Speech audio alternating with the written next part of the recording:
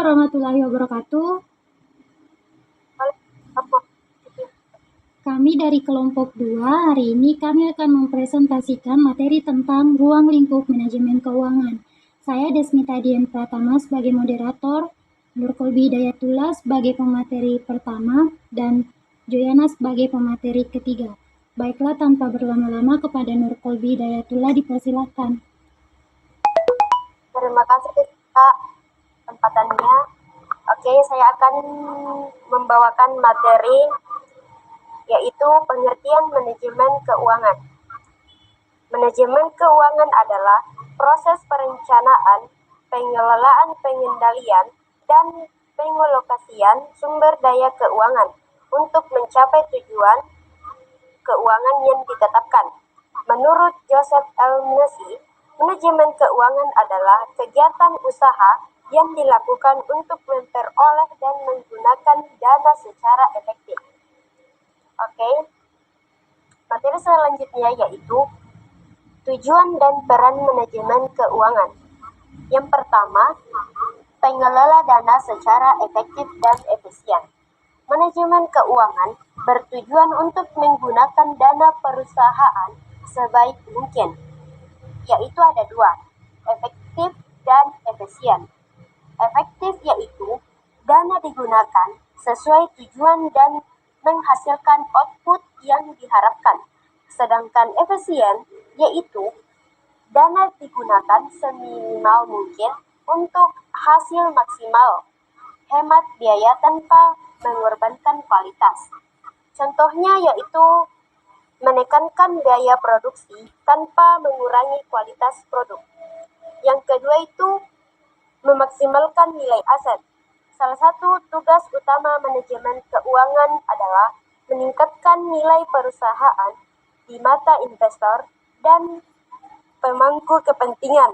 Ini bisa dilakukan dengan yang pertama itu meningkatkan laba bersih, meningkatkan nilai saham perusahaan, dan yang terakhir itu mengelola aset agar menghasilkan keuntungan optimal. Yang ketiga itu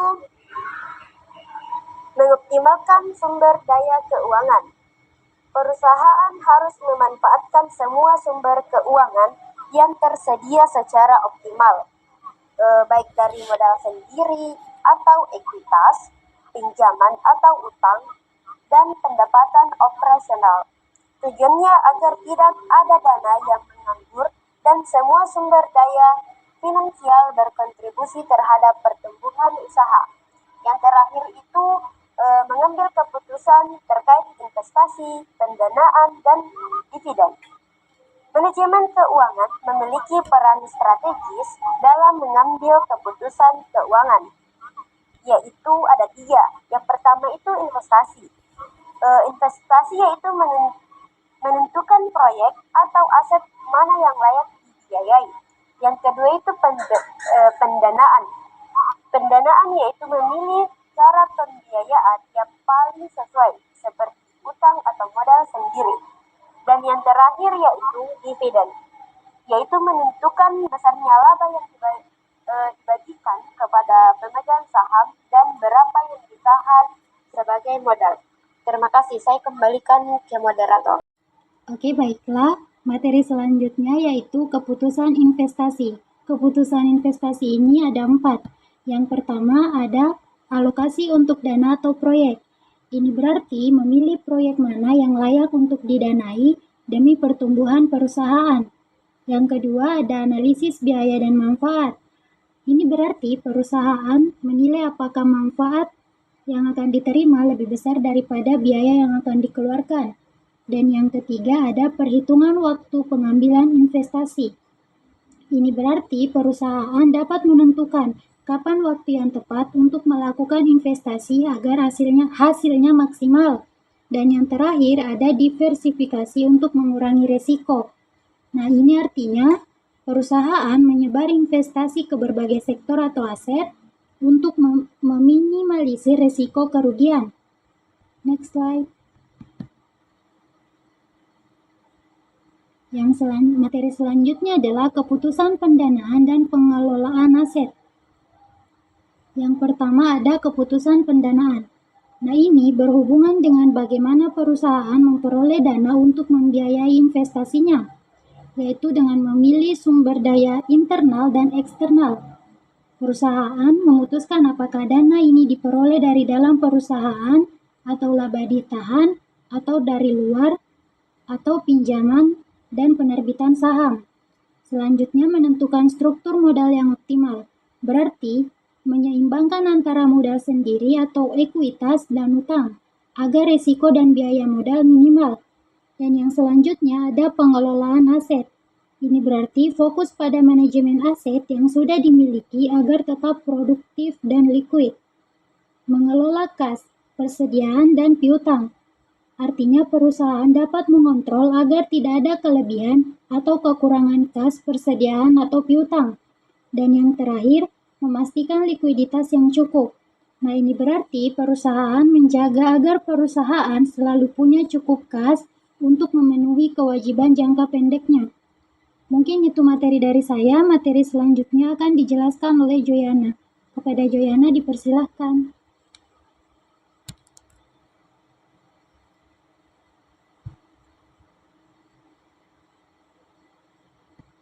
Halo Joy. Terima kasih atas kesempatan yang diberikan. Saya akan melanjutkan presentasi selanjutnya. Nah, di sini terdapat perencanaan dan pengendalian keuangan. Jadi, perencanaan dan pengendalian keuangan adalah sebuah aspek yang penting dalam manajemen keuangan yang bertujuan untuk mencapai sebuah stabilitas finansial dan efisiensi. Nah, ada beberapa penjelasan rinci mengenai perencanaan dan pengendalian keuangan, seperti penyusunan anggaran dan proyeksi arus kas, analisis varians dan pelaporan sebuah keuangan, dan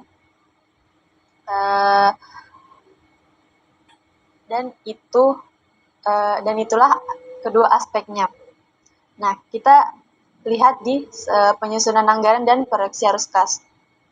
Penyusunan anggaran merupakan langkah awal dalam perencanaan keuangan yang melibatkan menentukan pendapatan, yang menghitung total pendapatan bulanan termasuk gaji, bonus, dan sumber lain. Selanjutnya, mengidentifikasi sebuah pengeluaran yang membuat daftar pengeluaran tetap dan variabel seperti sewa, makanan, transportasi, dan cicilan utang. Selanjutnya, membuat proyeksi arus kas. Nah, di sini kita mengestimasi arus kas masuk dan keluar untuk memprediksi saldo kas di masa depan. Misalnya, jika total pendapatan bulanan adalah 10 juta dan total pengeluaran kita 8 juta, maka proyeksi arus kas menunjukkan surplus 2 juta. Nah, untuk contohnya, kita bisa ambil contoh seorang individu yang ingin membeli rumah dalam 5 tahun, dapat menyusun anggaran untuk menabung 2 juta per bulan. Nah, dengan proyeksi arus kas yang baik, ia pasti dapat memastikan bahwa dana tersebut tersedia setiap bulannya. Nah, di pengendalian keuangan ada juga analisis varians dan pelaporan keuangan. Pengendalian keuangan melibatkan pemantauan dan analisis hasil keuangan untuk memastikan bahwa anggaran diikuti dan dicakup, seperti analisis variance yang membandingkan anggaran dengan relasi atau mengidentifikasi perbedaan atau variance jika pengeluaran aktual lebih tinggi dari anggaran. Perlu dilakukan sebuah penyesuaian. Selanjutnya ada pelaporan keuangan yang menyusun laporan keuangan secara berkala untuk mengevaluasi kinerja finansial. Laporan ini membantu dalam audit internal untuk memastikan kepatuhan terhadap kebijakan keuangan. Contohnya, jika dalam 1 bulan pengeluaran untuk transportasi melebihi anggaran sebesar 500.000, analisis variance akan menunjukkan bahwa ada kebutuhan untuk mengurangi pengeluaran di kategori lain atau meningkatkan pendapatan. Next slide, please.